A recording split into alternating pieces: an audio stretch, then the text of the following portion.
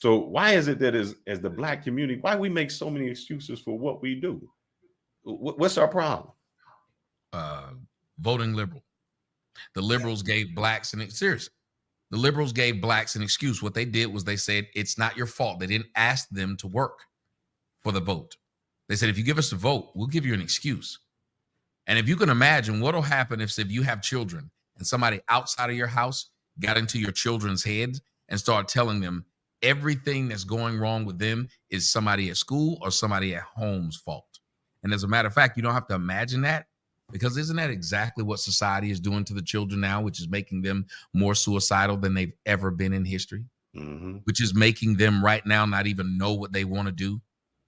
And I mean, we grew up saying I wanted to be a firefighter. We didn't end up being it a lot of times, but at least we had goals and aspirations. It was one of the greatest parts of being a child. They don't even have that.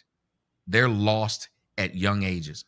Yeah. That's why their goals and aspiration for little boys now isn't being a firefighter, isn't being an Indian or a cowboy or a cop or a baseball player or a sports figure or entertainer. It's being a woman. Yes. And why do they want to be a woman? Because the woman has been given the least amount of responsibilities that there is, and yet the same, and yet more praise than anyone. So imagine if you do nothing but be, and you get praise for it. And you'll be a man and you'll work your whole life and you'll still be told you didn't do enough. Who the hell wants to be one of those? I have a theory, Tommy, and maybe you can tell me otherwise. My theory, when I've dated, I think I've told this story before, that I've dated in college and I dated Black women. And what I found was those Black women were raised by single mothers. The way they raised those single mothers were, you strong, you independent, you don't need a man. Well, I was raised by a mother and a father. So, you know, it becomes more alpha. And it was very difficult to date those Black women because it became a power struggle. And it seemed to me the women that those, you know, independent, strong boss bees dated was actually the men or boys that were raised by the single moms, because they were weak. And they always looked at a mother as someone who is their role model.